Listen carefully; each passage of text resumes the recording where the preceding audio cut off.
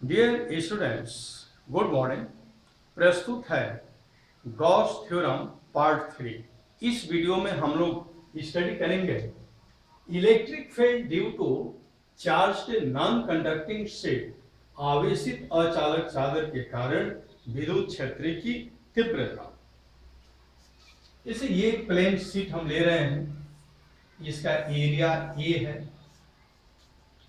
और ऐसा मान लिया जाए कि प्लस क्यू चार्ज से यूनिफॉर्मली डिस्ट्रीब्यूटेड है, एक समान रूप से ये चार्ज वितरित है इस पर। तो यूनिट एरिया में कितना चार्ज होगा, एकांक क्षेत्रफल में कितना चार्ज होगा, Q upon A। Q upon A को हम पृष्ठ आवेश घनत्व कहते हैं, सरफेस चार्ज डेंसिटी, और इसे हम सिग्मा से डिनोट करते हैं। इसका यूनिट हो जाएगा कूलम पर मीटर स्क्वायर। यहां आप एक प्लेन शीट देख रहे हैं जो इंसुलेटर पदार्थ का बना हुआ है और इस पर पॉजिटिव चार्ज एक समान रूप से वितरित है, डिस्ट्रीब्यूटेड है। अब यहां से प्लेन शीट से r डिस्टेंस पर, इसी r डिस्टेंस पर हम एक पॉइंट लेंगे और यहाँ इलेक्ट्रिक फील्ड हमें निकालना है। तो इसके लिए हम गॉसियन सरफेस खींचते हैं।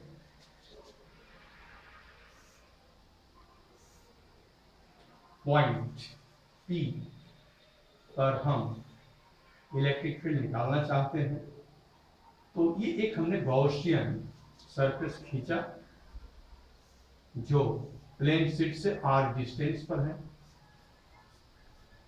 अब यहां से देखा जाए तो प्लेन शीट है, पॉजिटिवली चार्ज्ड, तो जो फील्ड इधर से निकलेगा वो इस तरह से निकलेगा, इस सरफेस के परपेंडिकुलर इस तरह से ये फील्ड निकलेंगे।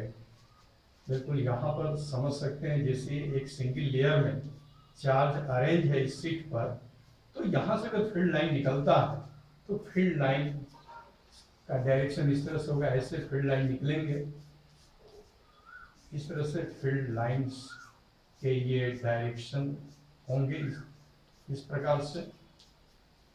तो ये जो फील्ड लाइन है देखा जाए तो कर्व्ड सरफेस के बिल्कुल पैरेलल इस तरह से गुजरते हैं फील्ड लाइन।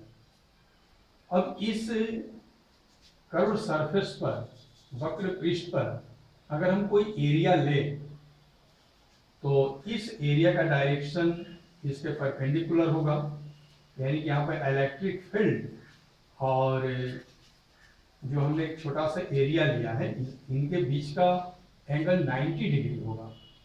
तो इस कर्व्ड सरफेस से गुजरने वाला इलेक्ट्रिक फ्लक्स अगर हम निकालें तो 0 प्राप्त होता है, क्योंकि cos 90 इज इक्वल टू 0 हो जाता है। तो अब यहाँ की अगर हम बात करें कि जो फील्ड लाइन से इस सर्कुलर फेस से होकर गुजरेगी, तो फील्ड लाइन का डायरेक्शन ऐसे होगा सर्कुलर फेस से, और सर्कुलर फेस का अगर हम डायरेक्शन देखें तो ये डायरेक्शन बिल्कुल इस तरह से होगा, यानी कि दोनों के बीच का जो एंगल होगा थीटा वो 0 होगा। तो यहाँ पर सर्कुलर फेस से निकलते हुए इलेक्ट्रिक फ्लक्स प्राप्त होता है। इस electric flux phi is equal to E dot A। Okay, तो E A cos 0, तो ये हो जाएगा E A। ये तो इस फेस का हो गया, लेकिन ऐसे ही अगर देखा जाए तो इसके पीछे भी इधर भी एक फेस बनेगा इस तरह से देखा जाए तो उसको हम दिखलाने का प्रयास यहाँ पर कर रहे हैं। एक यहाँ पर भी फेस होगा गॉसियन सरफेस का, इसका भी एरिया ए है, इसका भी एरिया हमने मान लिया कि ए है।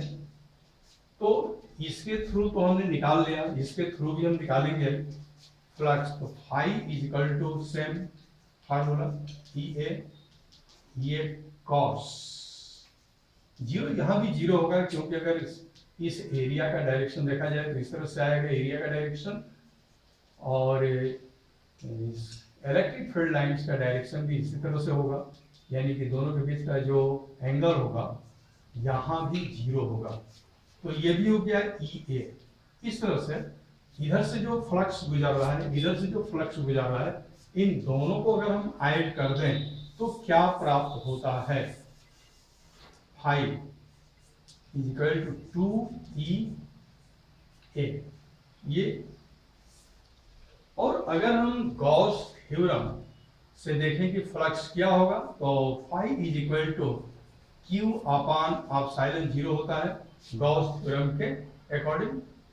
तो ये दोनों, जैसे इक्वेशन ये फर्स्ट है, ये इक्वेशन सेकेंड है, अगर दोनों इक्वेशन से अगर हम लेते हैं तो क्या प्राप्त होता है, 2EA = Q/ε0 ये प्राप्त हुआ। यहां से हम फील्ड निकाल सकते हैं, E = Q/ε0 अपने स्थान पर रह जाएगा, 2A यहाँ होगा 2A। और हमने अभी एक फार्मूला पढ़ा, sigma = Q/A, then Q = sigma A। तो Q के स्थान पर हम लिख सकते हैं सिग्मा A। ओके, तो Q के स्थान पर सिग्मा A लिखेंगे, ε0 2A, A कैंसिल होगा, तो E = σ/2ε0 ये फार्मूला हमें प्राप्त होता है।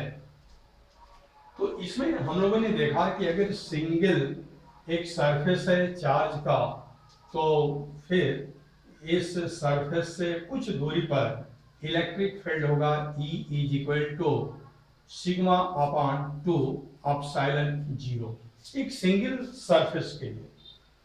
लेकिन यहां पर जैसे कहा गया नॉन कंडक्टिंग शीट, अगर कोई नॉन कंडक्टिंग शीट है और इसको हम जब चार्ज करते हैं तो इसमें चार्ज का केवल एक लेयर होता है, एक सिंगल लेयर होता है।